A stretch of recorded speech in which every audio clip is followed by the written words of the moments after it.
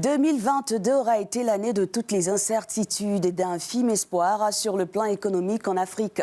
Si le PAPS, le système de paiement intra-africain, est opérationnel, la zone de libre-échange piétine encore, un projet qui a sûrement été impacté par la grande inflation qu'a subi notre continent depuis la crise entre la Russie et l'Ukraine. Cependant, cette crise n'a pas eu que de mauvaises répercussions. Certains producteurs de gaz, comme l'Algérie, sont parvenus à multiplier les clients occidentaux. En images, l'effet économique important de 2022. L'année 2022 marque le premier anniversaire du début des échanges sur la mise en place de la zone de libre-échange continentale africaine. La ZLECAf se veut un marché unique des biens et des services pour une intégration économique de l'Afrique. Mais le rythme a été entravé par la pandémie et la récession.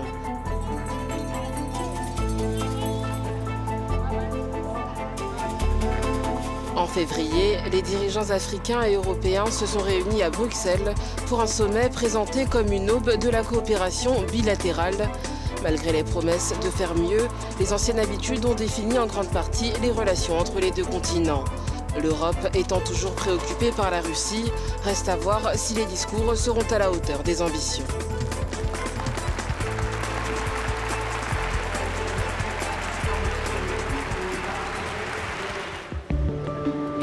Bien qu'éloignés du théâtre de la guerre, les pays africains ont dû faire face aux retombées économiques de la guerre en Ukraine.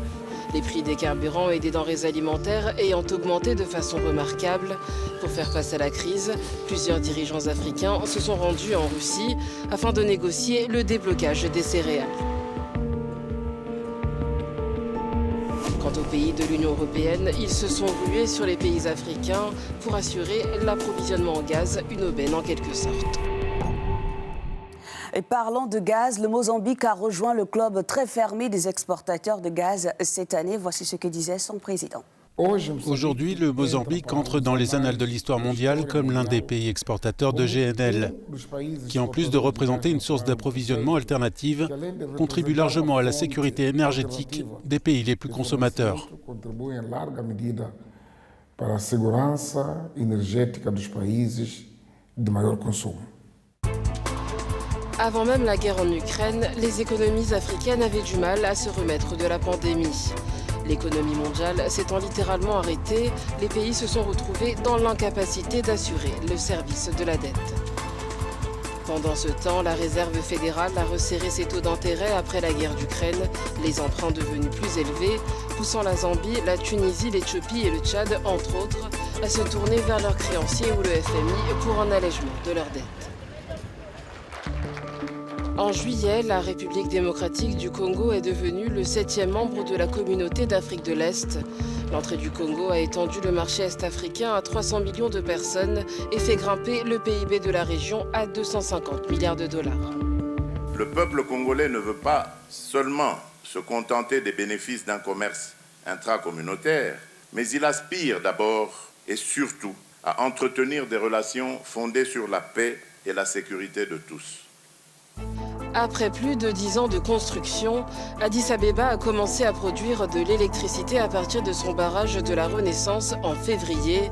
Grâce à ce barrage, l'Éthiopie espère apporter la lumière à plus de 60% de ses 120 millions d'habitants. Cette année, la Chine a supprimé les droits de douane sur près de 8800 articles originaires de 18 pays africains. Pékin cherchant ainsi à intensifier le commerce bilatéral avec le continent. La Chine veut importer jusqu'à 300 milliards de dollars de biens africains d'ici 2025. Surnommé la COP de l'Afrique, le sommet sur le climat qui s'est tenu à Sharm el-Sheikh a suscité un mélange d'espoir et de déception. À l'exception du Fonds pour les pertes et dommages, les pays développés n'ont pas pris de nouveaux engagements, ni fait de pression sur eux. I now declare the conference closed.